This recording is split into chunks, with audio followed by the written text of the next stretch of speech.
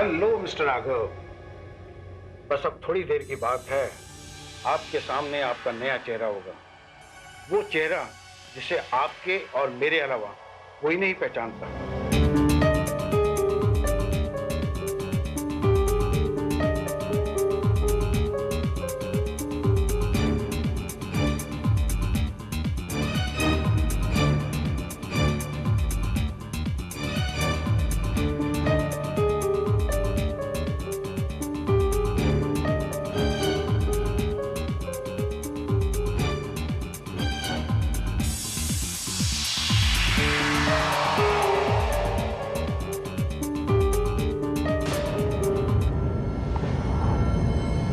मुबारक हो mister Raghav, surgery कामयाब हुई। इतनी अच्छी फिनिशिंग आई है कि बड़ा से बड़ा एक्सपर्ट भी देखकर ये नहीं कह सकता कि ये आपकी अपनी शक्ल नहीं है। आप अपना चेहरा देखना चाहेंगे? Yes doctor. एक मिनट, अभी आ।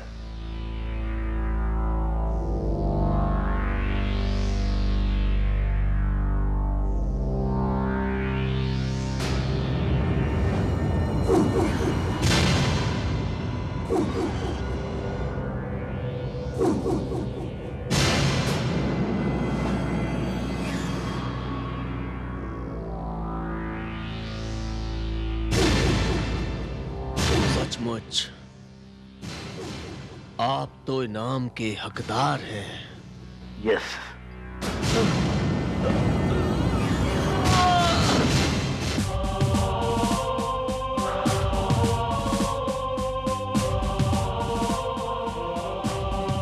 डॉक्टर आचरेकर,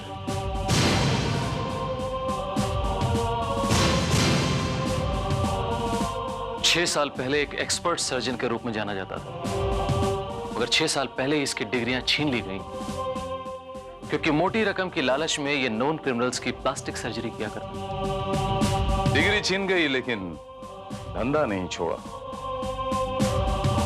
जिस किसी इंसान का इसने चेहरा बदला है, उसी ने फीस के तौर पे इसे मौत दे दी।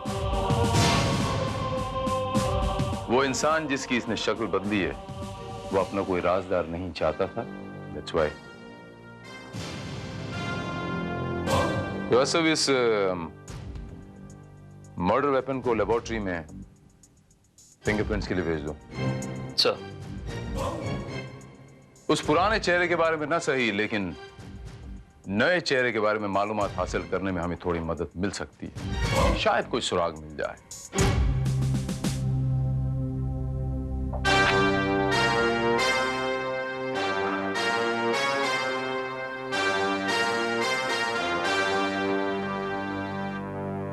हाँ,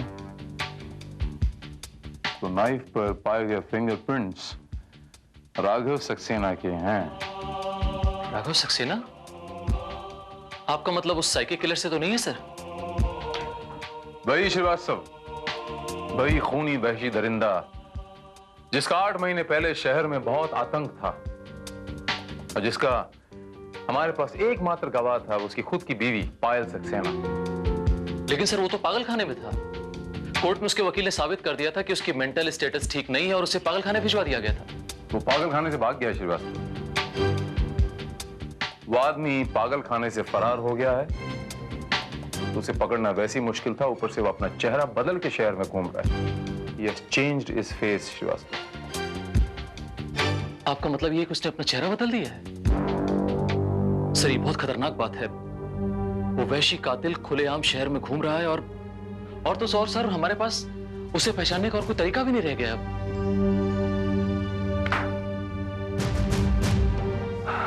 You're right, श्रीवास्तव। शहर में हर एक की जान को खतरा है और खास तौर से मिस पायल की जान। सर, मुझे अच्छी तरीके से याद है कि कोर्ट से निकलते वक्त राघव ने मिस पायल को धमकी दी थी कि वो पागल खाने से भागकर दिखाएगा और साथ में मिस पायल से बदला भी लेगा। पहली धमकी तो उसने पूरी कर दी, जेल से भाग गया। अब वो पायल के पीछे लगेगा। And I'm quite sure वो पायल से बदला लेने की पूरी कोशिश करेगा।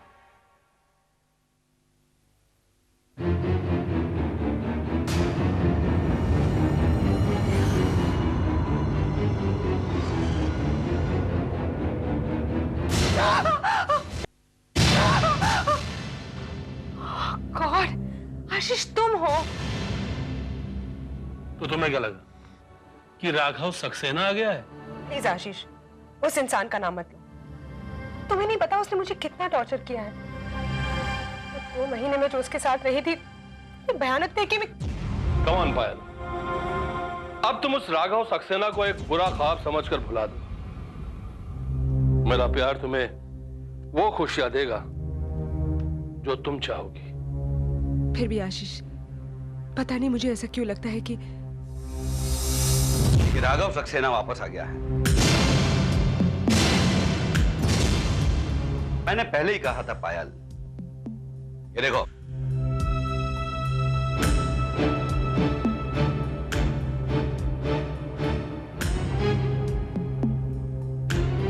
वहशी हत्यारे राघव सक्सेना का एक और शिकार।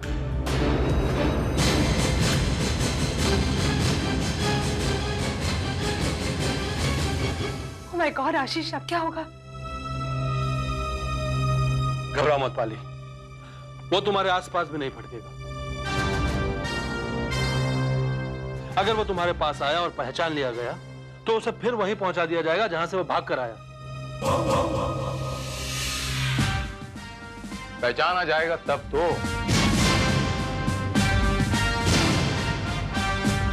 Hello inspector.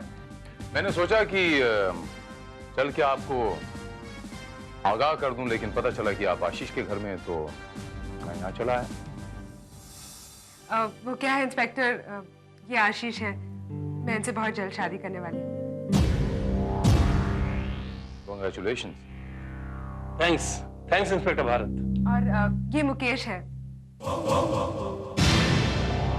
आशीष की friend.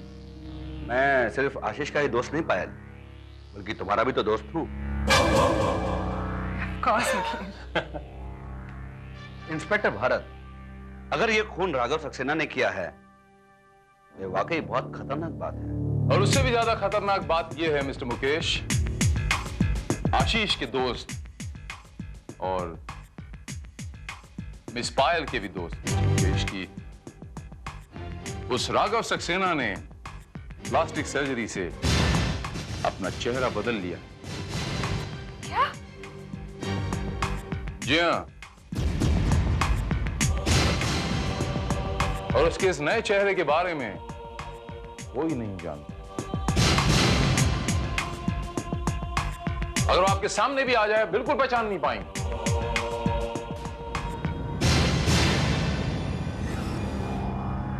Hello everybody. Bhatia, come on Bhatia. Inspector साहब, ये है भाटिया। Hello inspector. कृष्णकांत भाटिया, हमारी कंपनी के फाइनेंशियल एडवाइजर, और अब तो मैंने इन्हें पावर ऑफ अटॉर्नी भी दे दी है। हमारी कंपनी के सारे फाइनेंशियल डील यही संभालते हैं। भाटिया, यह है इंस्पेक्टर। अरे इन्हें कौन नहीं जानता, यह है इंस्पेक्टर भारत। लेकिन मैं ये नहीं समझ पा रहा हूं कि इनका यहाँ क्या काम। भाटिया, इंस्पेक्टर भारत हमें यहाँ ये बताने आए हैं कि राघव सक्सेना ने एक और खून कर दिया है, और उसने प्लास्टिक सर्जरी से अपना चेहरा भी बदल दिया है। इसका मतलब तो उसे पहचानना मुश्किल हो चुका है। आपने बिल्कुल ठीक कहा है एडवोकेट भाटिया। दरअसल ये जो हमारे राघव सक्सेना साहब थे ना, ये एक मिमिक्री आर्टिस्ट थे। आवाज बदलना इनका शौक ही नहीं था, पेशा भी था। ऊपर से इन्होंने चेहरा भी बदल लिया। इसके मायने क्या हुए? Double problem. और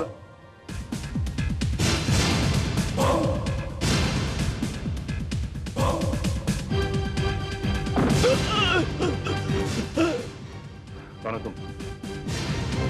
यहाँ पर क्या कर रहे हो? इंस्पेक्टर साहब, ये हमारा नौकर है केशव। बेचारा गूंगा है, बोल नहीं सकता। सॉरी। ये तो होना ही था। इंस्पेक्टर भारत को तो अब हर शख्स राघव सक्सेना ही नजर आए।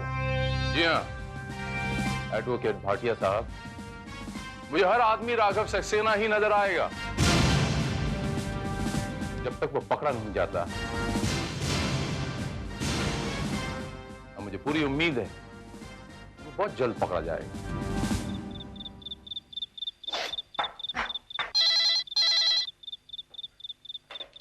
हेलो, हेलो माय डियर पल्लो। कौन बोल रहा है? तुम्हें पल्लो कहने वाला एक ही तो है। राघव। चलो पहचाना तो सही, मगर देर से पहचाना। अदालत में तो बहुत जल्द पहचान लिया था कि मैं एक साइकिक किलर हूँ, खूनी हूँ, दरिंदा हूँ, वैशी हूँ।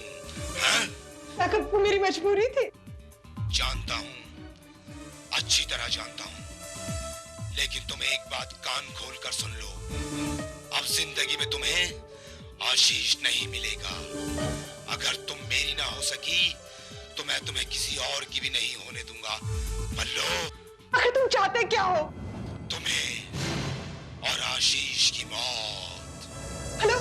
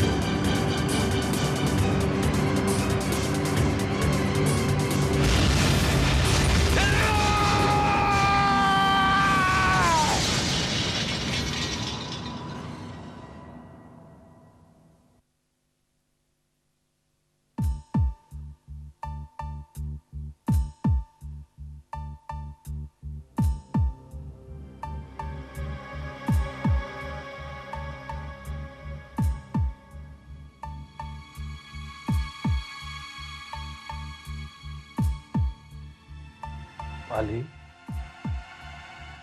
आशीष, ये सब क्या हो गया? ये सब मेरी वजह से हुआ है। नहीं पाली नहीं, मुझे कुछ नहीं हुआ है। मैं बिल्कुल ठीक हूँ, परफेक्टली ऑल राइट। बस ये हाथ में हल्की सी चोट आई है, ये भी बहुत जल्द ठीक हो जाएगी। लेकिन फिर भी आपको सावधान रहना चाहिए, वो दोबारा भी हमला कर सकता है। हाँ, सावधान तो रहना होगा, मगर किससे? हमें से कोई नहीं जानता कि राघव कब, कहां, किस शक्ल में हमारे सामने आ जाए। ऐसा लगता है आशीष के राघव नाम की तलवार तुम्हारे सर पर हमेशा लटकती रहेगी। नहीं आशीष, ऐसा कुछ नहीं होगा। मैं ऐसा करती हूँ, मैं तुमसे बहुत दूर चली जाती हूँ, फिर वो तुम्हारा कुछ नहीं बिगाड़ सकता। नहीं पाली नहीं, उस पागल की वजह से हम अपनी जिंदगी बर्बाद नहीं कर सकते। मैं उसके नापाक इरादे कभी कामयाब नहीं होने दूंगा। मैं तुमसे शादी करूंगा बहुत जल्द, फिर मैं देखता हूं वो मुझे तुमसे कैसे अलग करता है। Good decision. लेकिन आशीष, कहीं वो तुम्हारी शादी की खबर सुनकर और ज्यादा खूंखार ना हो जाए। You are right. अभी तो उसने शिप का वार किया है, कहीं ऐसा ना हो कि वो सीधे सीधे हमला करे। अगर ऐसा हुआ तो ये तो हमारे लिए बहुत अच्छा होगा।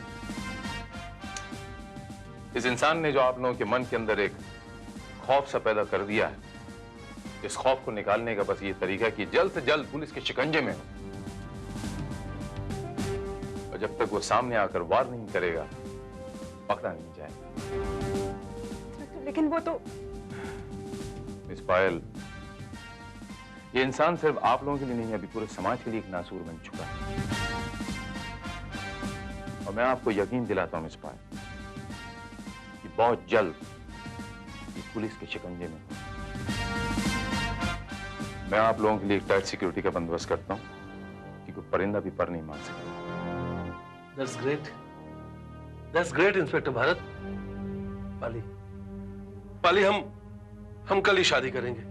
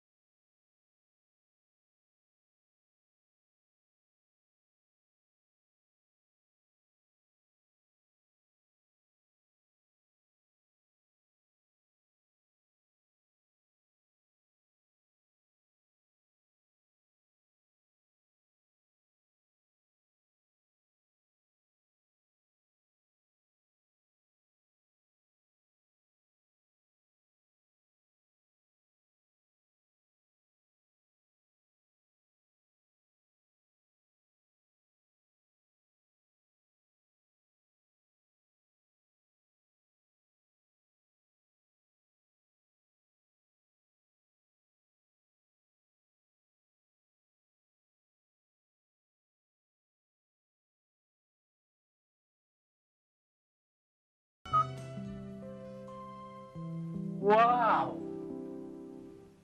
कमाल की लग रही हो, लुकिंग ब्यूटीफुल। हाँ, किसी के कत्ल करने का इरादा है क्या? और इंतजार करो, आगे आगे देखो होता है क्या। अब और इंतजार नहीं होता। प्लीज आशीष, ज्यादा रोमांटिक होने की जरूरत नहीं। गेस्ट आगे होंगे, मुझे जाना है।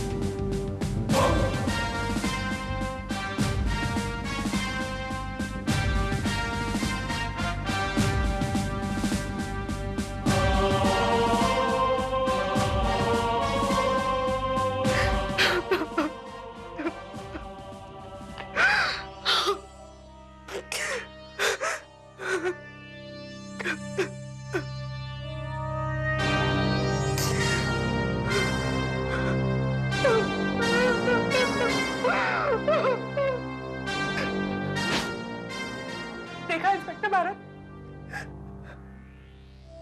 वही हुआ जिसका हमें डर था। आपकी तमाम सिक्योरिटी के बावजूद राघव यहाँ आया, मेरा आशीष की जान ले ली।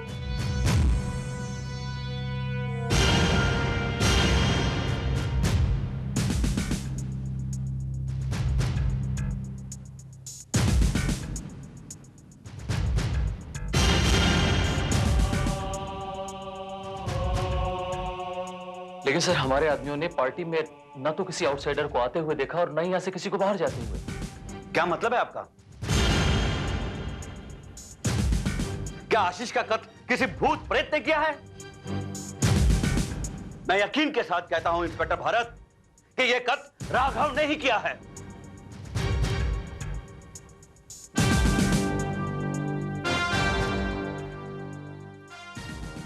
आप कहां एक्साइट हो रहे हैं मुकेश बाबू? Relax. You are nobody to decide ये कत्ल किसने किया है। ये डिसाइड हम करेंगे, पुलिस करेगी।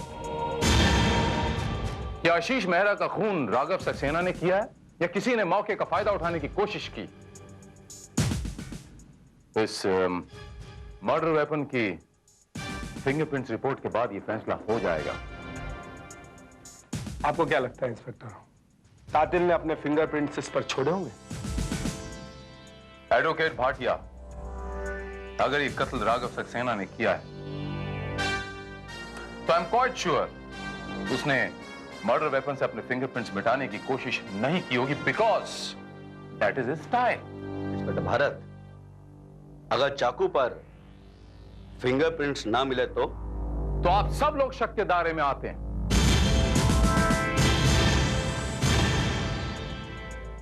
And I am very sorry to say, जब तक ये इन्वेस्टिगेशन चलती है तब तक ये शहर छोड़कर कोई नहीं जाएगा।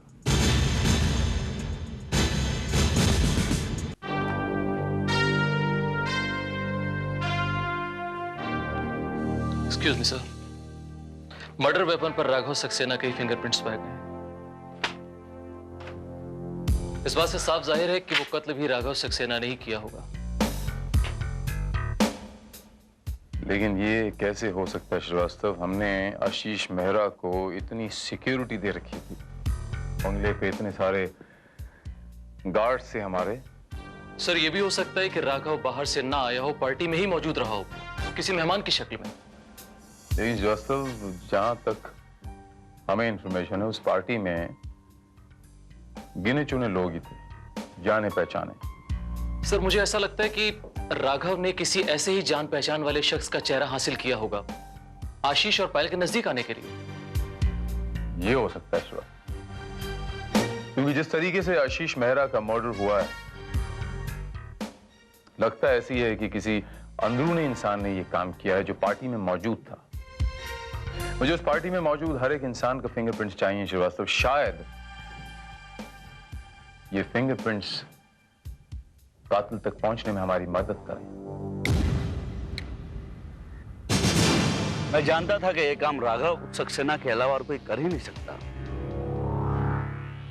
इंस्पेक्टर भारत, मैं तो यह भी जानता हूं कि आपकी पूरी पुलिस फोर्स भी उसे रोक नहीं पाएगी। सुरेश बाबू, आपके एक्सप्रेशन से तो यह लग रहा है कि आपके दोस्त की मौत के गम से ज्यादा आपको राघव सक्सेना की सक्सेस की ज्यादा खुशी हो रही है। नहीं, ऐसी बात नहीं है। मैं दुखी हूं, बहुत दुखी हूं, आशीष के लिए भी और पायल के लिए। बेचारी पायल, उसका पहला पति वैशी हत्यारा निकला और दूसरा उसे विधवा बनाकर चला गया। अब उस बेचारी का इस दुनिया में मेरे सिवाय कोई नहीं है। आप भूल रहे हैं मुकेश बाबू, एक शख्स और भी है, उसका नाम है राघव सक्सेना। पायल के नजदीक जाने की जो भी कोशिश करेगा मुकेश बाबू, उसका वही हशर होगा जो आशीष का हुआ। जरा ख्याल रखें आप। क्या मतलब है? मतलब ये मुकेश बाबू कि जैसा कि मैंने अभी आपको कहा कि आप अपने आप को संभालें, राघव सक्सेना के अगले शिकार आप भी हो सकते हैं अगर आप राघव सक्सेना नहीं हैं तो।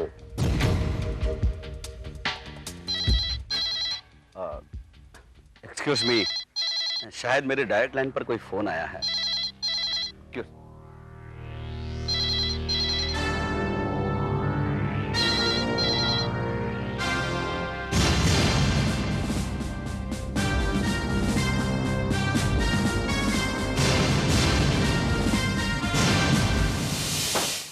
I am shocked inspector Bharat. आपकी इतनी टाइट सिक्योरिटी होने के बाद भी एक आदमी बंगले में आता है, मिस्टर आशीष का खून करता है और गायब हो जाता है, और आप कुछ नहीं कर पाते।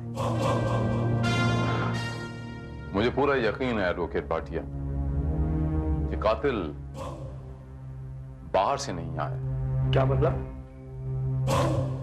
मतलब ये एडवोकेट भाटिया कि वो शख्स पार्टी में ही मौजूद था।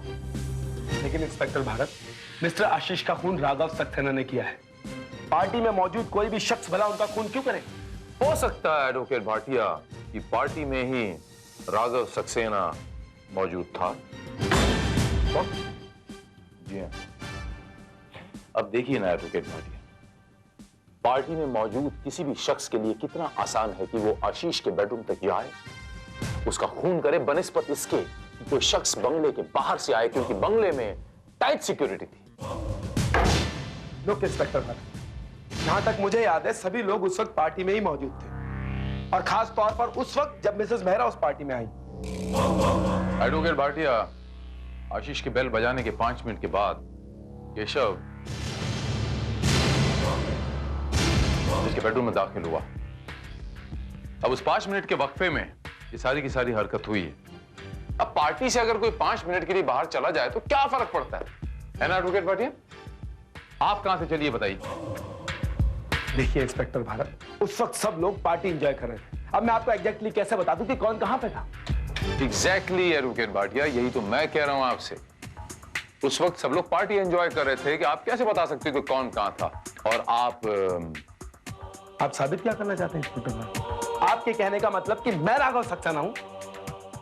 मैंने ऐसा तो नहीं कहा।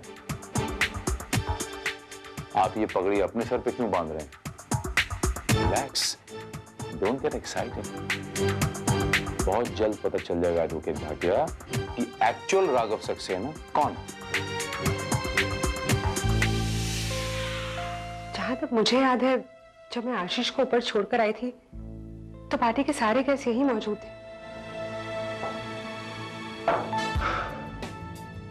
उस वक्त एडवोकेट भाटिया और मिस्टर मुकेश कहां थे मैडम?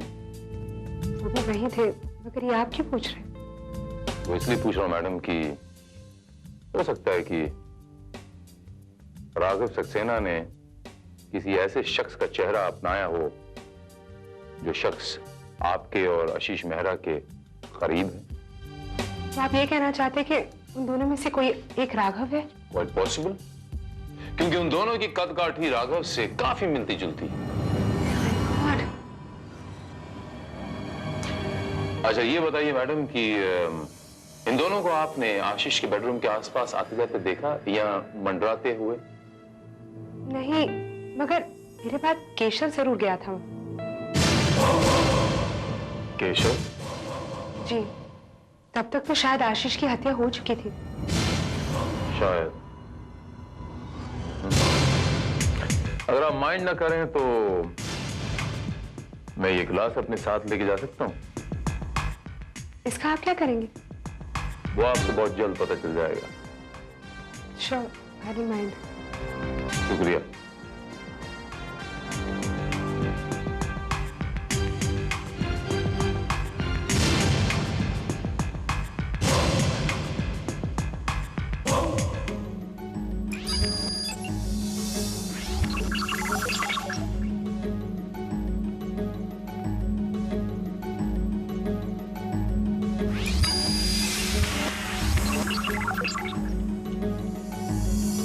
सर, पार्टी में मौजूद किसी भी शख्स का फिंगरप्रिंट राघव सक्सेना के फिंगरप्रिंट से मैच करता ही नहीं है।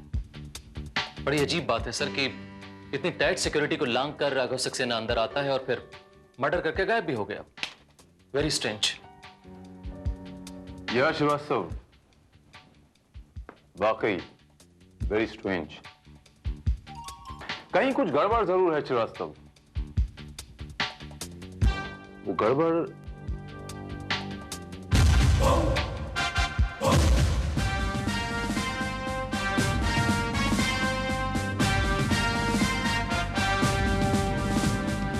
यस, श्रीवास्तव, उस पार्टी में मौजूद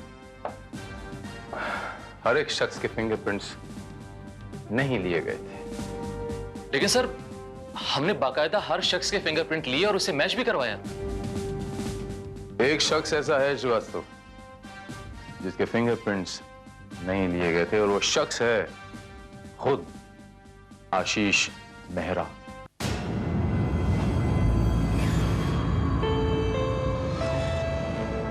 देखिए पायल जी, मैं जानता हूं कि बिजनेस के मामले में आपकी समझ कुछ कम है। आप चाहें तो आपके बिहाव पे मैं आपका सारा बिजनेस संभाल सकता हूं। बहुत खूब भाटिया, बहुत खूब। तो तुम पायल को भी वही पट्टी पढ़ा रहे हो जो तुमने आशीष को पढ़ाई थी। पायल, तुम अच्छी तरह जानती हो कि मैं तुम्हारा शुभचिंतक हूं। तुम्हें किसी भी चीज की जरूरत हो तो मुझसे कहो। नहीं, मैं अब तक आशीष के मौत के सदमे के बाहर नहीं निकली हूं। और जब तक राघव पकड़ा नहीं जाता, मैं कोई डिसीजन नहीं ले सकती। आई एम सॉरी मिस पायल, वो अब कभी नहीं पकड़ा जाएगा। क्या? जी हाँ, क्योंकि राघव सक्सेना मर चुका है, उसका किसी ने खून कर दिया है। आप क्या कह रहे हैं इंस्पेक्टर? मैं सच कह रहा हूं मिस पायल। आशीष मेहरा का जिस चाकू से खून हुआ, उस चाकू पर फिंगरप्रिंट्स राघव सक्सेना के थे, और वो फिंगरप्रिंट्स पार्टी में मौजूद सिर्फ एक ही शख्स से मैच कर सकते थे, और वो शख्स था खुद आशीष मेहरा। What? आपका मतलब है आशीष ही राघव सक्सेना था। राघव सक्सेना ने प्लास्टिक सर्जरी करके अपने चेहरे को आशीष मेहरा के चेहरे में तब्दील कर लिया था, ताकि आशीष मेहरा की दौलत हथिया सके और मिस पायल को भी अपना सके। अगर वो राघव सक्सेना था तो उसने आत्महत्या क्यों की थी?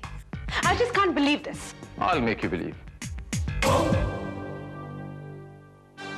Miss Payal, just for your information's sake, Raghav Saxena ने आत्महत्या नहीं की, बल्कि उसका खून कर दिया गया। लेकिन यह कैसे हो सकता है इंस्पेक्टर? आपने खुद ही तो कहा था कि चाकू पर राघव की उंगलियों के निशान है। योगेश बाबू, आपने बिल्कुल ठीक कहा, मैंने खुद कहा था। लेकिन ठीक है, मैं आपको डेमोन्स्ट्रेट करके बताता हूं। अगर कोई इंसान आत्महत्या करेगा तो वो चाकू को यूं पकड़ेगा और यूं मारेगा, करेक्ट? इसके मायने क्या हुए कि चाकू पर फिंगरप्रिंट्स हाथ के यूं सीधे होने चाहिए, लेकिन चाकू पर फिंगरप्रिंट्स यूं उल्टे थे। अब जिस इंसान को आत्महत्या करनी है वो यूं चाकू पकड़कर आत्महत्या बिल्कुल नहीं करेगा। क्लियर? लेकिन इंस्पेक्टर भारत, आप कहना क्या चाहते हैं? मैं कहना यह चाहता हूं एडवोकेट भाटिया कि उस चाकू पर राघव सक्सेना के फिंगरप्रिंट्स जानबूझकर इंप्लांट किए गए थे, ताकि समझने वाला यह समझे कि आशीष मेहरा का खून राघव सक्सेना ने किया है। दरअसल खून किसी और ने किया है। तो आपका मतलब है किसी ने आशीष को राघव समझकर मार डाला है? जी नहीं, जिस किसी ने भी उसका खून किया है वो उसे बड़ी अच्छी तरीके से पहचानता था, वरना वो उस चाकू पे वो फिंगरप्रिंट्स इतनी आसानी से वहां क्यों छोड़ देता? लेकिन राघव का खून कौन कर सकता है? वही कर सकता है जो उसे पहचानता था, और राघव सक्सेना को आपसे बेटर और कौन पहचान सकता है? पायल जी। What? जी हाँ मिस पायल, आप राघव को पहचान गई थी, और दूसरी बार अपने पति के रूप में वहशी दरिंदे को एक्सेप्ट करना आपके लिए थोड़ा मुश्किल था, इसलिए आपने उसका खून कर दिया। Simple as that. Mister Bharat. Inspector Bharat. Okay inspector Bharat, शायद आप भूल रहे हैं कि मैं राघव को आशीष को जीता जागता छोड़कर नीचे पार्टी में आई थी, और आशीष ने बेल बजाकर केशव को ऊपर बुलाया था। इस बात के पार्टी के सारे गेस्ट गवाह हैं, और मैं उनके साथ ऊपर गई थी। Do you understand? नहीं नहीं नहीं मिस पायल, दरअसल आप आशीष मेहरा उर्फ राघव सक्सेना का खून करने के बाद पार्टी में उतरी थी। एक्सक्यूज मी, शायद आप भूल गए हैं कि जब कॉल बेल बजी थी तब राघव आशीष जिंदा था। अगर वो मर चुका था तो बेल किसने बजाई थी? आपने मिस पायल। लेकिन ये कैसे हो सकता है इंस्पेक्टर? ये ऐसे हो सकता है एडवोकेट भाटिया। ये है वो रिमोट बेल।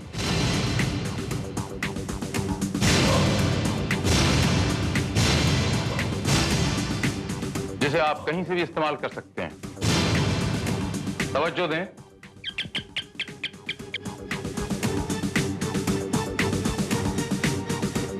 समझाओ। ये बेल आपने नीचे पार्टी से बजाई थी। जब सब लोगों के साथ मिस पायल ऊपर दौड़ के गईं, तो ये बेल उन्होंने सबसे नजरें बचाकर आशीष की बॉडी के पास रख दी। ये आपका ख्याल है, क्या सबूत है आपके पास? सबूत है इस बेल पर आपके फिंगरप्रिंट्स।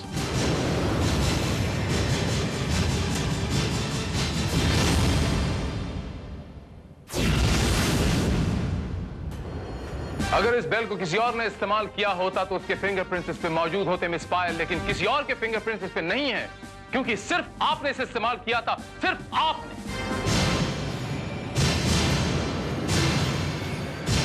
Any further arguments?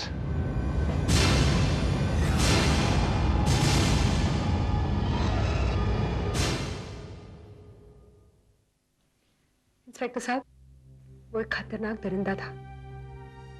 उसने मेरे आशीष की जान ले ली, और ये बात उसने मुझे खुद बताई थी जब मैंने उसे पहचान लिया था। कौन आशीष? ज्यादा रोमांटिक होने की जरूरत नहीं है। सारे गेस्ट नीचे आ गए, मैं चलती हूँ। नहीं पल्लव,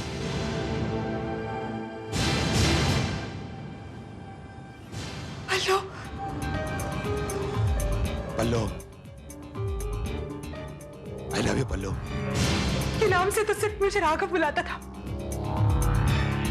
Oh my God, मतलब तुम राघव हो?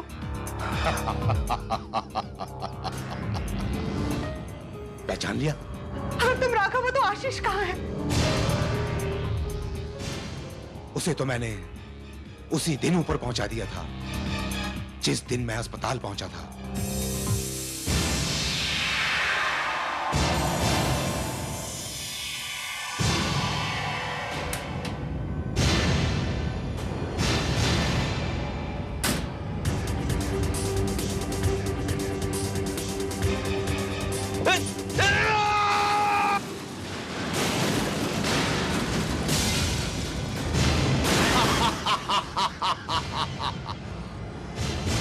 आशीष मेहरा, अब मैं आशीष बनकर तेरे घर जाऊंगा और तू जाएगा खंडाला की घाटी में।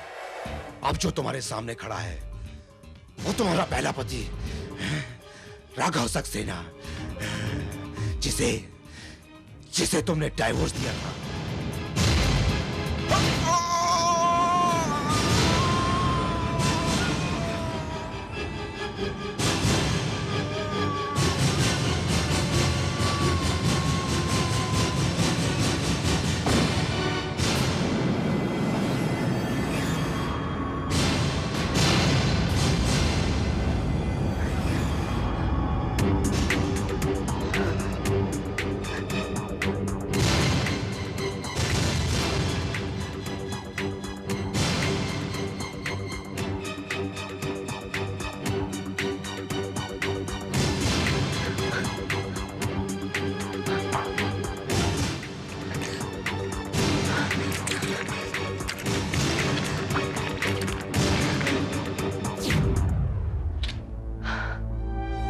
इंस्पेक्टर साहब, उसे जीने का कोई हक नहीं था।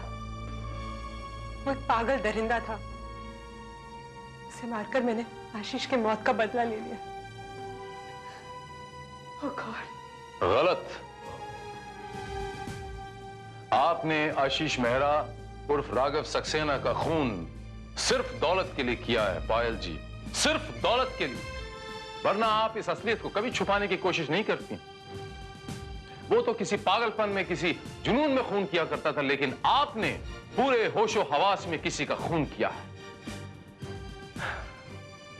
एक बात याद रखिए पायल जी, कि पागलपन का शिकार हर एक इंसान मुजरिम नहीं होता, खूनी नहीं होता, लेकिन जुर्म करने वाला हर एक इंसान किसी न किसी पागलपन का शिकार जरूर होता है, और वो सबसे ज्यादा खतरनाक होता है।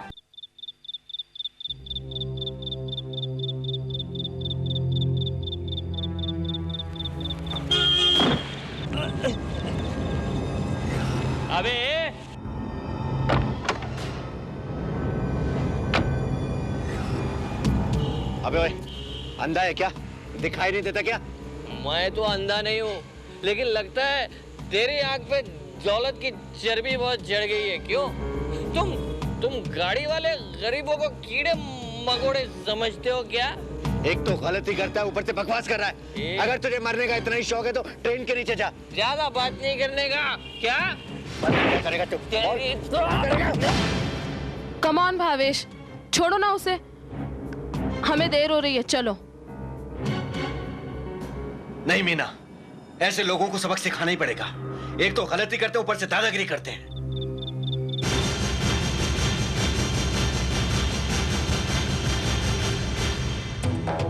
मोहिनी? ये मोहिनी, मेरी मोहिनी, मोहिनी। क्या बकवास कर रहा है तू? मुझसे बात कर। ये मेरी मोहिनी है। तुम मोहिनी हो ना? मैं अनिरुद्ध हूँ, मैं अनिरुद्ध हूँ, मुझे पहचाना। ये मेरी मोहिनी है। मोहिनी छोड़ो भावेश इसे, लगता है कोई पागल आदमी है। चलो। मैं पागल नहीं हूँ मोहिनी, मैं अनिरुद्ध हूँ। अनिरुद्ध, ये मोहिनी है।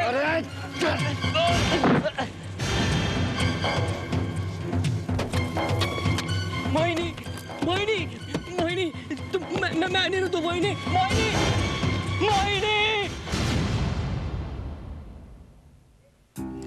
अब देखना मैं इस सिपाही को कैसे वजीर बनाऊंगा। ये लो। ओह नो अंकल, आपने तो मुझे हरा ही दिया। अब मैं कौन सी चाल चलूं? हाय। हाय बेटा। Hi dad. Hi Preeti. Hi. लगता है कि तुम फिर हार रही हो, है? जाहिर है, अंकल से कौन जीत सकता है? समझ में ही नहीं आ रहा क्या चाल चलूं। मुझे लगता है तुम्हें चेस खेलना ही नहीं आता। ये देखो, तुम्हारा वजीर विदाउट बैकअप बेजोर पड़ा है इधर। नॉट डन बेटा। देखो, जब दो खिलाड़ी आपस में शतरंज खेल रहे होते हैं तो तीसरे को दिमाग लगाने की जरूरत नहीं बेटे, क्योंकि ये शतरंज है सिर्फ दो खिलाड़ियों का खेल। तो ठीक है, मैं उठ जाती हूँ, आप खेल लो। ठीक है अंकल, चलेगा? I've got no problem. Okay. Okay, अब तुम देखो कि मैं तुम्हें कैसे जिताता हूँ। हाँ, तो बड़ा रौब डाल रहे थे आप लड़की पर। बिल्कुल। तो बस संभालिए आप अपना वजीर।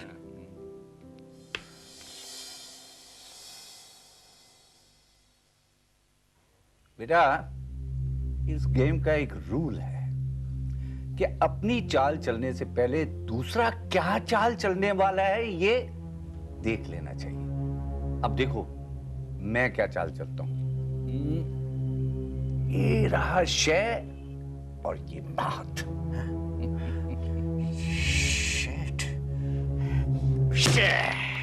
ये क्या हुआ बरखुरदा? अरे खेल में हार जीत तो चलती रहती है, फिर इसमें इतना गुस्सा क्यों? देखिए ना डैडी, आजकल इन्हें कितना गुस्सा आने लगा है। अरे पता है, कल रास्ते में एक आदमी को गाड़ी से टक्कर मार दी, और तो और उससे उतर के झगड़ा भी करने लगे।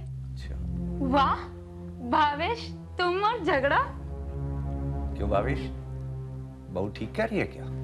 क्या बताऊं डैड, वो पागल ऐसी बकवास कर रहा था कि मुझे गुस्सा आ ही गया। नहीं बेटा, ये तुम्हें सूट नहीं करता। जस्टिस रायचंद का बेटा सड़कों पे खड़ा होके झगड़ा करे, इट्स नॉट डन। अब बेटा, तुम अच्छी तरह से ये बात जानते हो कि मुझे कोई ऐसी चीज पसंद नहीं जिससे लोग मेरे ऊपर, मेरे नाम के ऊपर उंगली उठाएं। पर वो था कौन? पता नहीं कौन था। लगता है कोई पागल था। पहले तो उल जुलूल बकवास कर रहा था, फिर अचानक मीना को देखते ही मोहिनी मोहिनी चिल्लाने लगा। मोहिनी? क्या मतलब? अब मतलब मैं क्या जानूं डैड, मतलब तो वो पागल ही बता सकता है।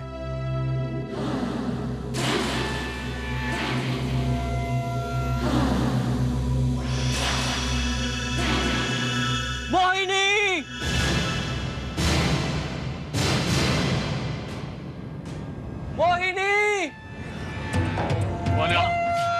किससे मिलना है भाई? मुझे मोहिनी से मिलना है। वो यहीं रहती है ना? यहाँ कोई मोहिनी नहीं रहती, समझे क्या? क्या कोई मोहिनी नहीं रहती? ये गाड़ी में ही मैंने उसे देखा है, वो यहीं रहती है। पागल हो गए क्या? यहाँ कोई मोहिनी नहीं रहती, समझे क्या? उससे कहो कि अनिरुद्ध उससे मिलने आया है। लगता है तो ऐसे नहीं मानेगा। बोला ना कोई नहीं रहती मोहिनी। मुझे मेरी मोहिनी से मिलने से कोई नहीं रोक सकता।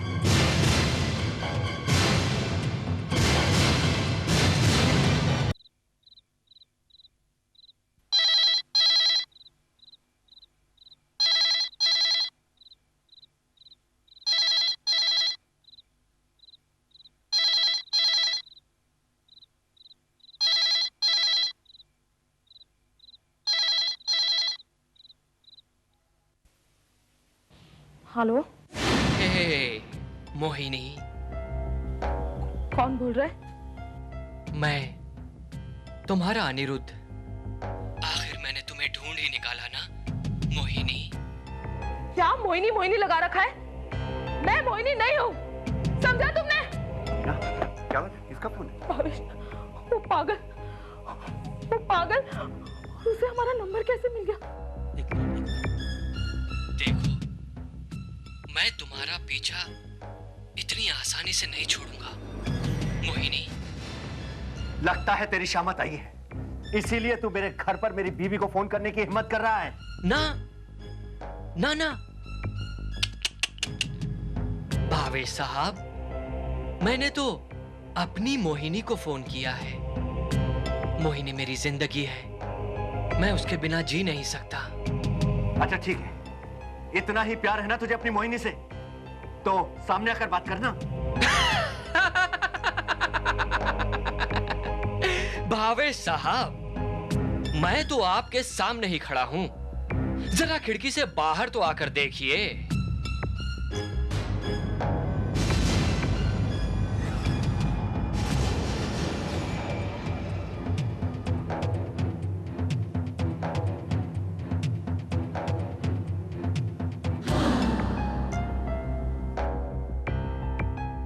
रुक, वहीं रुक। अगर मर्द का बच्चा है तो मैं मिलाता हूं तुझे तेरी मोहिनी से। भावेश, रुको तो सही, कहाँ जा रहे हो? वो आदमी पागल है। छोड़ दो मीना, मैं उसे छोड़ूंगा नहीं। क्या बात है भावेश, कहां जा रहे हो? डैड, वो उल्लू का पट्टा कमीना फोन करके मेरी बीवी को परेशान कर रहा है, मैं उसे छोड़ूंगा नहीं। होश में आओ भावेश, पागल के साथ तुम भी पागल बनना चाहते हो? डैड, तो आप चाहते क्या है? मैं चूड़ियां पहनकर यहाँ बैठा रहूं क्या? वो मेरी आंखों के सामने मेरी बीवी की बेइज्जती कर रहा है और मैं सब कुछ सहता रहूं? तो तुम क्या करना चाहते हो? दफंगों की तरह उसके साथ सड़क पे लड़ोगे? नहीं, मैं उससे जाकर ये पूछूंगा कि आखिर वो चाहता क्या है। वो आदमी पागल है भावेश, तुम्हें क्या लगता है वो बाहर खड़ा होकर तुम्हारा इंतजार कर रहा है? देखा, बहू एकदम सही कह रही है। उसके पीछे पागलों की तरह भागने से बेहतर होता कि तुम पुलिस को फोन कर देते। आइंदा अगर वो कोई ऐसी हरकत करे तो सबसे पहले पुलिस को फोन करना, समझे? तो बहू, जी डैड। एक बार वो पुलिस के हत्थे चढ़ गया तो पुलिस अपने आप उससे उगलवा लेगी कि वो कौन है, क्या चाहता है और हमारी बहू के पीछे क्यों पड़ा है।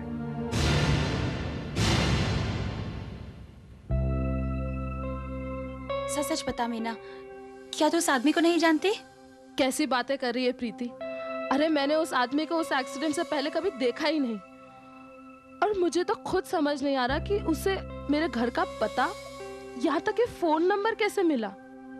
मीनू, गाड़ी के नंबर से पता और पते से फोन नंबर मालूम करना कोई मुश्किल काम नहीं है, मगर वो जो कोई भी है या वो जो कुछ भी कर रहा है उसके पीछे जरूर कोई मकसद या वजह रही होगी, वरना वो बिना वजह तुम्हें क्यों परेशान करेगा?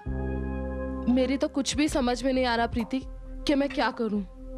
देख मीना, जो सवाल मेरे दिल में उठ रहे हैं वही सवाल भावेश के दिल में भी उठ सकते हैं, तो तू बता, तू उसे क्या जवाब देगी? नहीं प्रीति, भावेश मुझसे बहुत प्यार करता है और वो मुझ पे यकीन जरूर करेगा, लेकिन मुझे भी एक ही बात का डर है, कहीं उसके दिल में भी शक पैदा हो गया तो। तो उसे सिर्फ एक ही आदमी दूर कर सकता है, खुद वही आदमी। क्या नाम है उसका? वो अनिरुद्ध।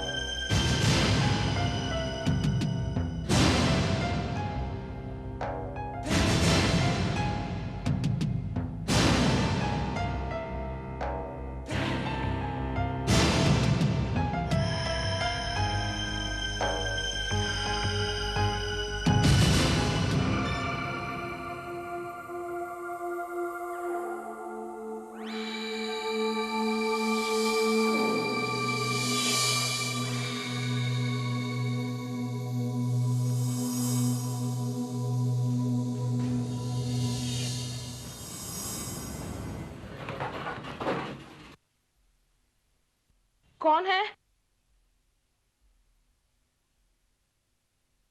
कौन है यहाँ पे?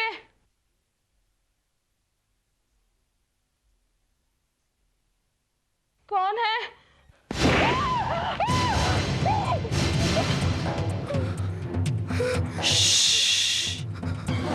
चिल्लाओ नहीं।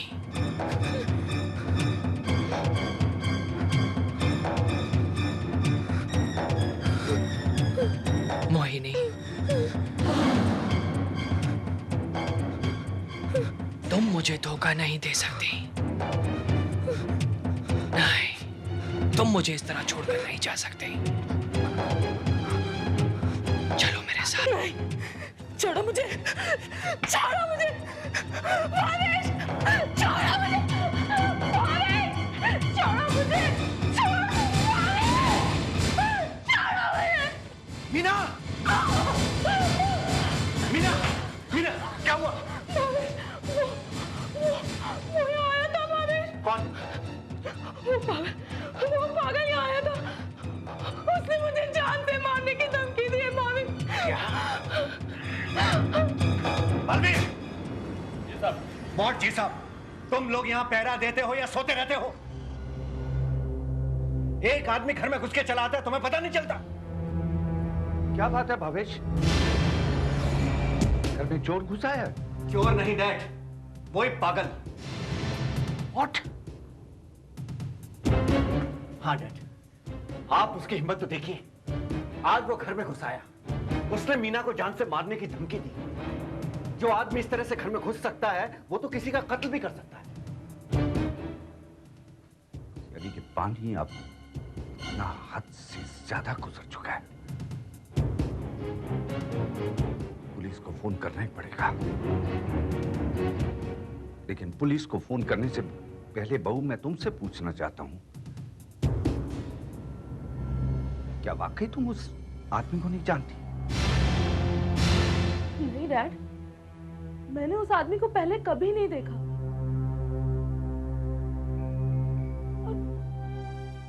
अब मैं क्यों झूठ बोलूंगी? ठीक है,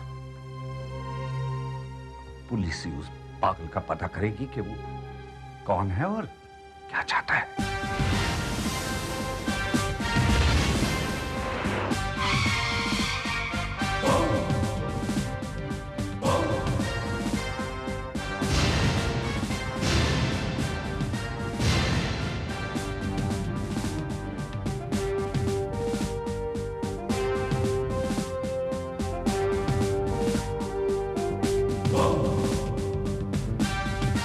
तो आपका ये कहना है कि एक पागल आपकी बहू को और आपके बेटे को परेशान कर रहा है? जी हाँ।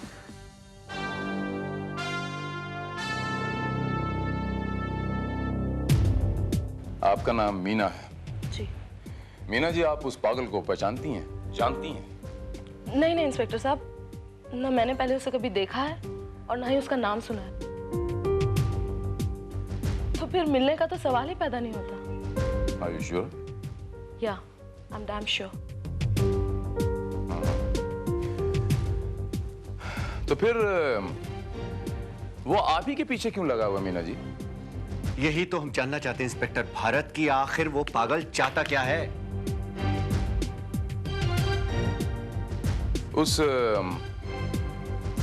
उस पागल ने क्या नाम बताया था अपना? अनिरुद्ध है ना मीना? हाँ, उसने हमसे अपने आप को यही कह के मिलाया था, अनिरुद्ध। अनिरुद्ध। इस अनिरुद्ध नाम के अलावा आप लोगों को उस पागल के बारे में कुछ और जानकारी है, कुछ और मालूमात है? नहीं इंस्पेक्टर, लेकिन वो कमबख्त सब कुछ जानता है, यहां तक कि हमारे फोन नंबर्स भी। पहले तो मैंने इस बात को नजरअंदाज करने की कोशिश की, लेकिन जब वो कमबख्त कल घर के अंदर ही घुस आया तो मुझे लगा कि वो एक खतरनाक आदमी है, खतरनाक। लेकिन बड़े हैरत की बात है जज साहब कि इतनी सख्त सिक्योरिटी होने के बावजूद वो बंगले में घुस कैसे आया? अब जाहिर सी बात है इंस्पेक्टर भारत कि हमारे सिक्योरिटी वालों ने कभी सोचा भी नहीं होगा कि कोई आदमी 10 फुट ऊंची बाउंड्री वॉल फलांग के अंदर आ जाएगा। सर,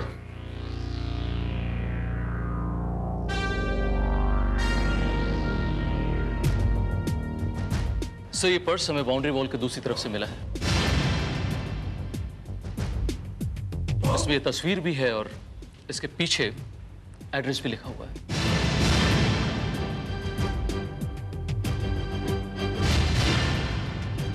यस इंस्पेक्टर भारत, यही है वो पागल अनिरुद्ध कुमार।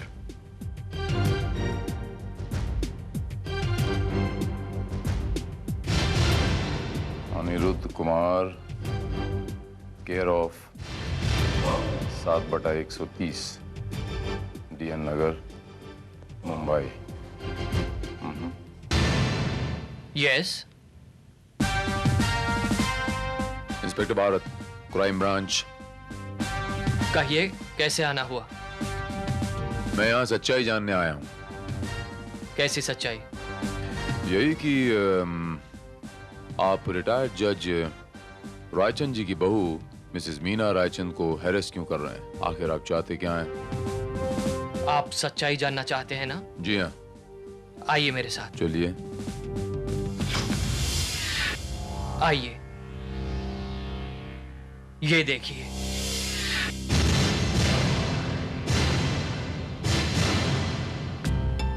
ये तस्वीर किसी मीना वीना की नहीं है, मोहिनी की है।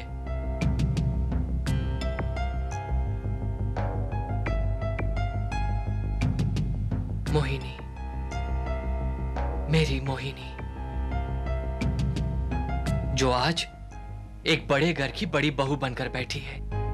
सर, ये तस्वीर तो हूबहू मीना की जैसी है। इसे देखकर ये बेचारा तो क्या कोई भी धोखा खा सकता है सर। धोखा?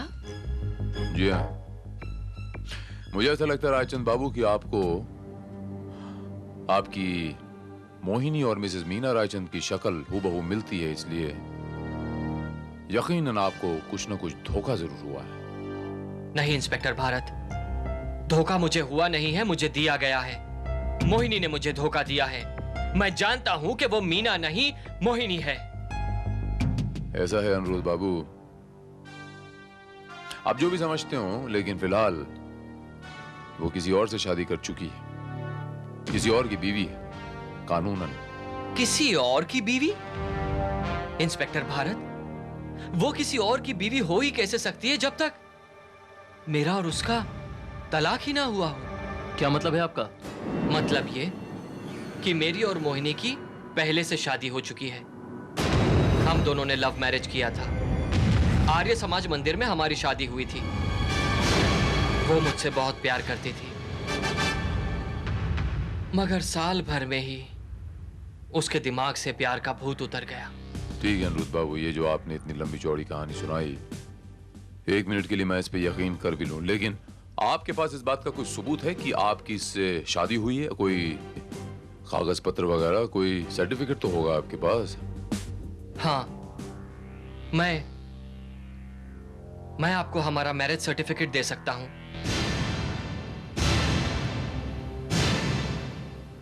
ओह, ये बात है।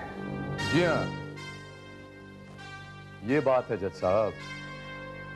ये मैरिज सर्टिफिकेट इस बात का सबसे बड़ा सबूत है कि अनिरुद्ध पागल नहीं है और वो झूठ नहीं बोल रहा है। उसकी बाकायदा मिस मोहिनी से शादी हुई थी 4 साल पहले। ओके इंस्पेक्टर भारत, शादी हुई होगी, जरूर हुई होगी, लेकिन इस सर्टिफिकेट से यह बात साबित नहीं होती है कि मीना ही मोहिनी है। भावेश बाबू, अनिरुद्ध के घर से कुछ तस्वीरें बरामद हुई। वो तस्वीरें पूरी की पूरी कहानी बयां कर रही, और खास तौर से एक तस्वीर जो अनिरुद्ध ने मुझे दी, उस तस्वीर में आपके सारे सवालों का जवाब है।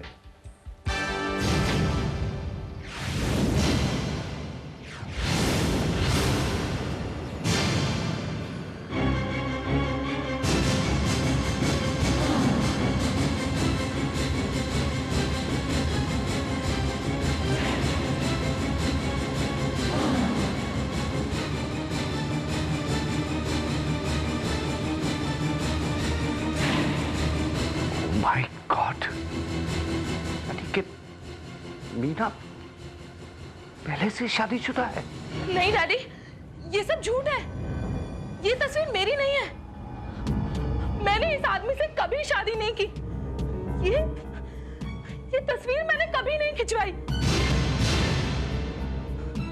इस आदमी ने ये तस्वीर जरूर ट्रिक फोटोग्राफी से निकाली है। लेकिन क्यों? मैं नहीं जानती, मैं कुछ नहीं जानती। मैं सिर्फ इतना जानती हूँ कि मैं मोहिनी नहीं, मीना हूँ, और ये आदमी झूठ बोल रहा है। गलत। ये तस्वीरें सच बोल रही हैं और आप झूठ बोल रहे हैं। इंस्पेक्टर, हो सकता है कि ये दोनों सच बोल रहे हैं। क्या मतलब ये डैड, कि हो सकता है कि मोहिनी की शादी अनिरुद्ध से हुई हो, और यह भी हो सकता है कि ये वाकई तस्वीरें मोहिनी की हो, लेकिन मीना की शक्ल मोहिनी से इतनी मिलती है कि हो सकता है कि अनिरुद्ध धोखा खा गया हो। That's right, इंस्पेक्टर साहब। इन तस्वीरों को देखकर और मैरिज सर्टिफिकेट से यह साफ जाहिर होता है कि मोहिनी उसकी पत्नी थी, जिसकी शक्ल हूबहू मीना से मिलती है, लेकिन मीना ही मोहिनी है। ये कहां साबित हुआ है? लेकिन अनिरुद्ध का यह दावा है कि वो मिस मोहिनी को पहचानने में कभी भूल नहीं कर सकता। यानी आप ही मोहिनी हैं। उसका दावा झूठा है। क्या सबूत है उसके पास इस बात का? सबूत?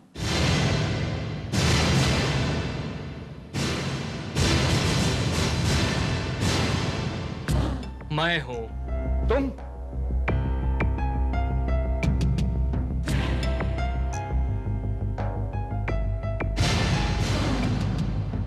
हाँ, मैं अनिरुद्ध कुमार, मोहिनी का पति।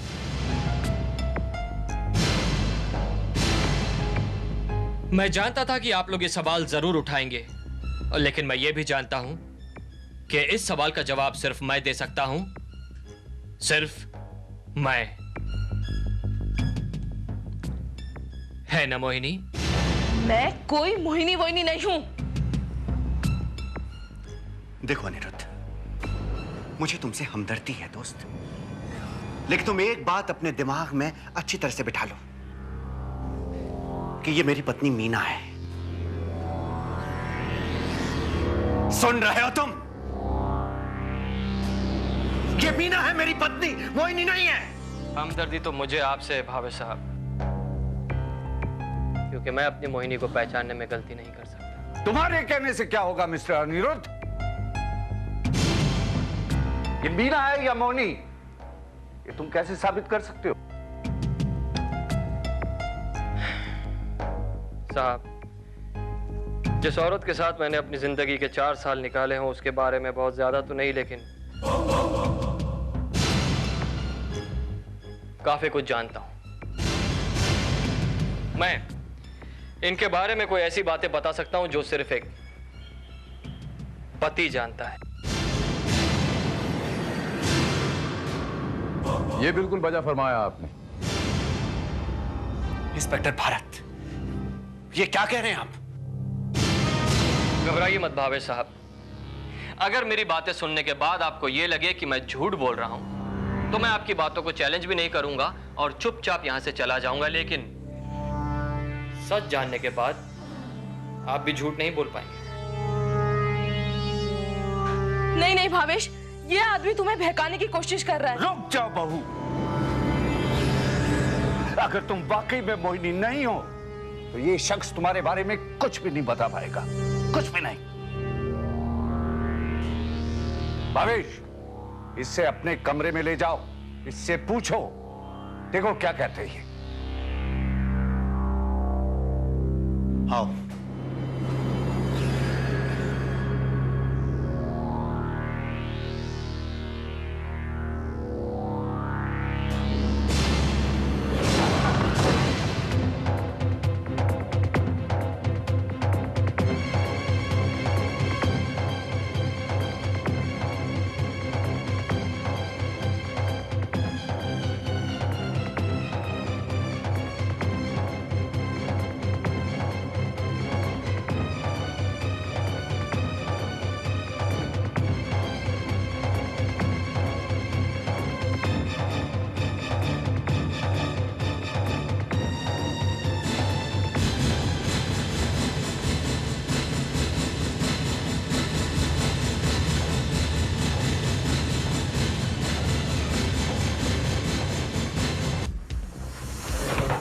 भावेश, इसने क्या कहा? इसने जो कुछ कहा वो सही था या गलत? डैडी, इस आदमी ने जो कुछ भी कहा है सब झूठ है।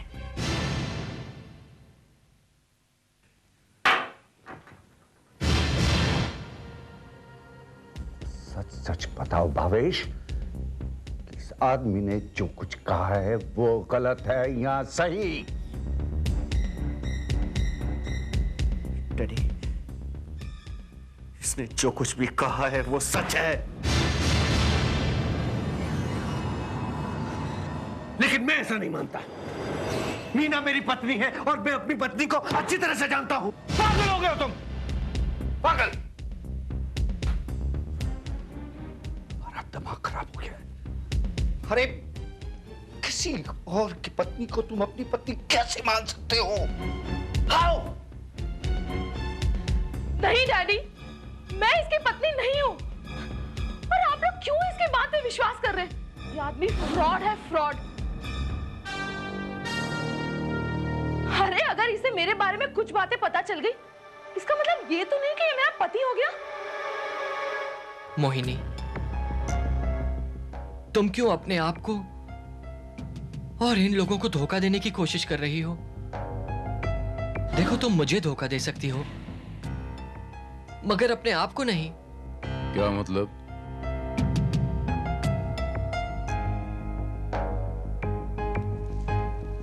मतलब ये लव लेटर्स। Love letters? हाँ, लव लेटर्स। इसमें मोहिनी ने साफ साफ अपने प्यार का इजहार किया है। और ये वाला लेटर उसने शादी से पहले मुझे लिखा था, जिसमें साफ साफ लिखा है कि वो मुझसे आर्य समाज मंदिर में शादी करने को तैयार है।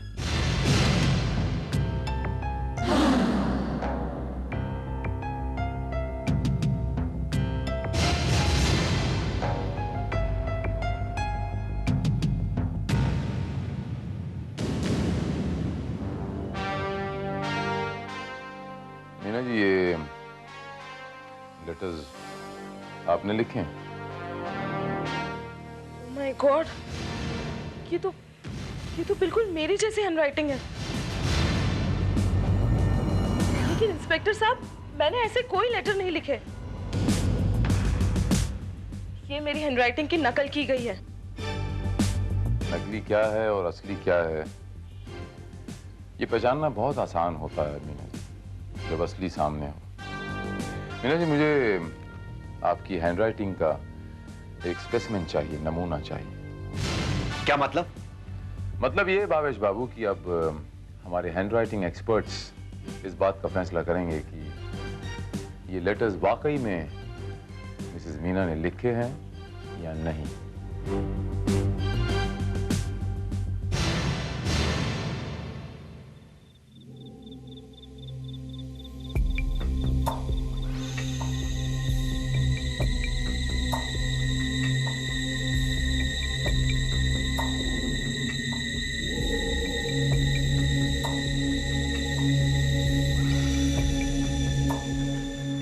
हेलो, मैं मीना बोल रही हूँ। मैं तुमसे मिलना चाहती हूँ अभी, इसी वक्त। यकीन ही नहीं आता, नहीं आता यकीन। इतनी भोली सूरत वाली, सुशील, अच्छे संस्कारों वाली लड़की ऐसे निकलेगी? ना,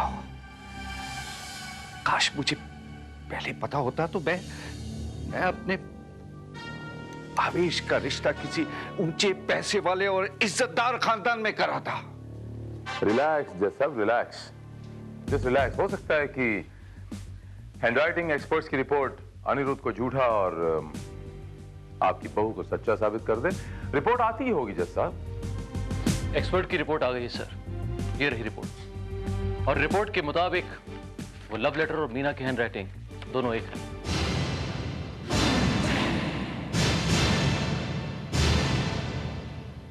शक की कोई गुंजाइश नहीं है। और दूसरे लेटर? वो भी। मीना, अब कुछ और भी कहना है तुमको? या आप भी यही कहोगी कि ये आदमी झूठा है? नहीं डैडी, ये आदमी बिल्कुल सच बोल रहा है।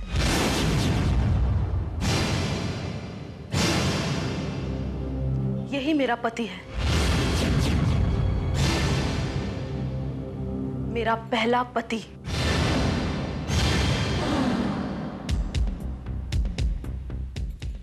ये तुम क्या कह रही हो मीना? तुम मेरे साथ इतना बड़ा धोखा नहीं कर सकती, नहीं कर सकती धोखा। ये सच्चाई है भावेश, यही सच्चाई है।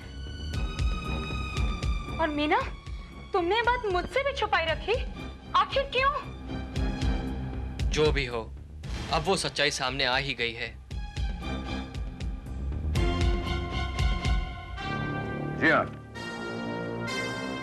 और इस सच्चाई के अलावा भी एक और सच्चाई हमारे सामने आई है। अब और कौन सी सच्चाई इंस्पेक्टर? जज साहब, वो लेटर्स जो अनिरुद्ध ने हमें दिए थे, उन लेटर्स के अलावा हमें कुछ और लेटर्स मिले थे। हैंडराइटिंग एक्सपर्ट्स के मुताबिक वो लेटर्स भी मिसेस मीना ने ही लिखे थे। कौन से लेटर्स? उन लेटर्स में से एक लेटर मैं आपको पढ़ के सुनाता हूं। डियर अनिरुद्ध, तुम जानते हो जब तक तुम्हारी पत्नी जिंदा है मैं तुमसे शादी नहीं कर सकती और तुम उसे तलाक देना अफोर्ड नहीं कर सकते। इसीलिए उससे छुटकारा पाने का एक ही तरीका है और वो है उसका कत्ल।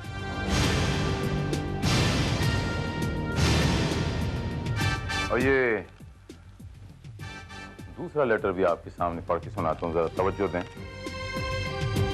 अनिरुद्ध, तुमने अपनी पत्नी कविता का कत्ल करके उससे सदा के लिए छुटकारा पाया है और हमारे प्यार का रास्ता साफ कर दिया है।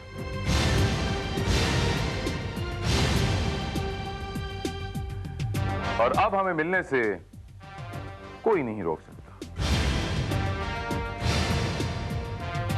क्यों मोहिनी जी, ये सच है ना? जी हाँ इंस्पेक्टर साहब, ये लेटर्स भी उतने ही सच्चे हैं जितने कि दूसरे लेटर्स।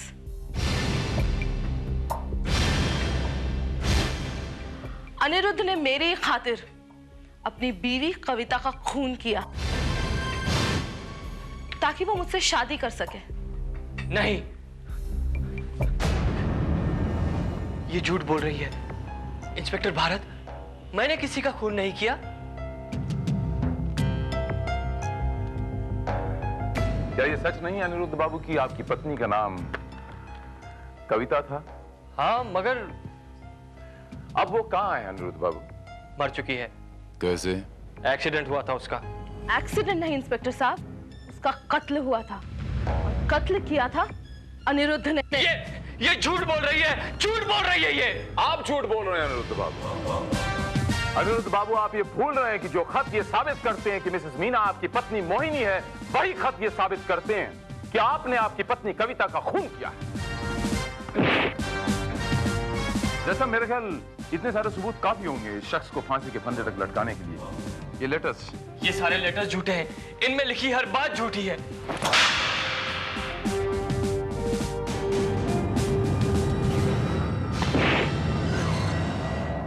अनिरुद्ध बाबू, अगर ये झूठ है कि आपने अपनी पत्नी कविता का खून किया, तो ये भी झूठ है कि मोहिनी आपकी पत्नी है और ये मीना नहीं, मोहिनी है।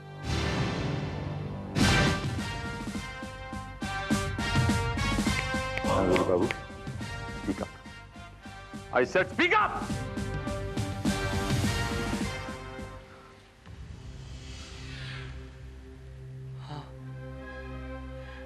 हाँ, ये सब झूठ है। ये सब झूठ है, ये सब झूठ है। क्या? ये खत मुझे मीना ने नहीं, मेरी पत्नी कविता ने लिखे थे। लेकिन ये कैसे हो सकता है? एक्सपर्ट की रिपोर्ट तो कह रही थी कि राइटिंग मीना की है, यही ना? रायचंद साहब, वो खत कविता ने मीना से ही लिखवाए थे। दरअसल मीना कविता के पड़ोस में रहती थी। कविता बंगाली थी, उसे हिंदी नहीं आती थी और मुझे बंगाली नहीं। इसीलिए कविता अपने सारे खत मीना से लिखवाती थी। लेकिन फिर इस सारे नाटक का मकसद क्या था? रायचंद साहब, ये नाटक मैंने भावेश के लिए किया। झूठ बोल रहा है ये सच है।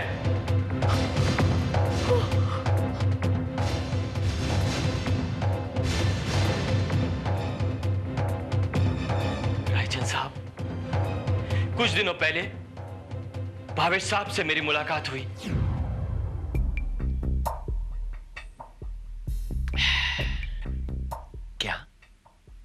क्या कह रहे थे तुम अभी? मेरी पत्नी मीना तुम्हारी पत्नी के लिए लव लेटर्स लिखा करती थी। तब तो उन लेटर्स पर अनिरुद्ध तुम्हारी पत्नी का नाम भी लिखा होगा, नहीं? क्या बात करते हैं भावेश साहब, ऐसे खत पर कोई अपना नाम लिखता है क्या? लेकिन बुरा मत मानना, वो लेटर्स के भरोसे मैं आपकी बीवी को ब्लैकमेल भी कर सकता था।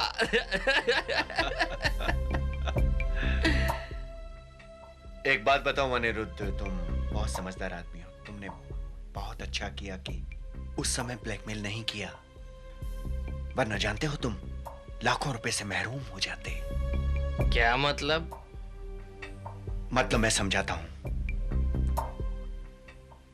देखो, अगर तुम चाहो तो एक हफ्ते के अंदर तुम लाखों रुपए कमा सकते हो, लाखों। पर तुम्हें उसके लिए एक छोटा सा नाटक करना होगा। हम ये जानते थे कि अगर मीना को याद आ गया कि वो खत उसने किसी और के लिए लिखे हैं, तो भी ये साबित नहीं कर पाएगी और हम अपने मकसद में कामयाब हो जाएंगे।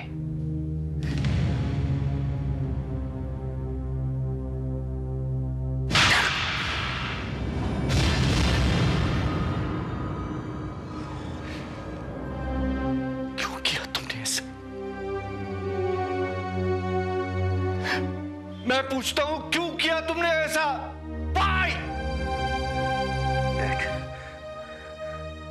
मैं दरअसल प्रीति से प्यार करने लगा था।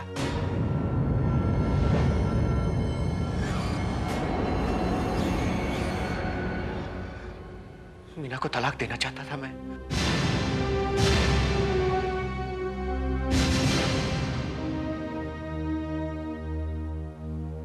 लेकिन मैं ये अच्छी तरह से जानता था कि अगर मैंने ऐसा किया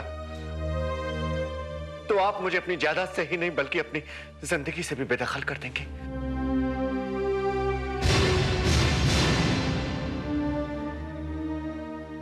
मीना को हर्जाना देने के बाद मेरे पास कुछ नहीं बचेगा, कुछ भी नहीं। और इसीलिए हमारे काबिल रिटायर्ड जज रायचंद जी के बेटे भावेश ने एक कानूनी नुस्खा ढूंढ निकाला, और ये था, अगर ये साबित हो जाता कि इनकी बीवी मीना पहले से ही शादीशुदा है अनिरुद्ध के साथ, तो इनकी ये शादी दूसरी शादी कहलाई जाती, जो गैर कानूनी होती। उसके चलते इन्हें कोई डिवोर्स नहीं देना पड़ता, कोई एलिमनी नहीं देनी पड़ती। As simple as that, your honour.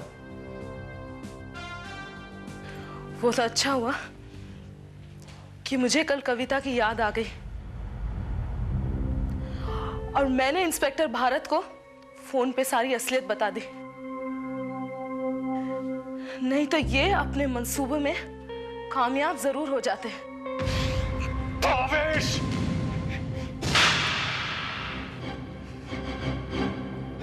कभी सोच भी नहीं सकता था कि तुम इतनी नीच, इतनी गिरी हुई हरकत करोगे भावेश। नो, अरे शर्म आती है तुम्हें अपना बेटा कहते हुए। आई एम सॉरी डैड, मुझे माफ कर दीजिए प्लीज। मिस्टर भावेश, आपको और अनिरुद्ध कुमार आपको भी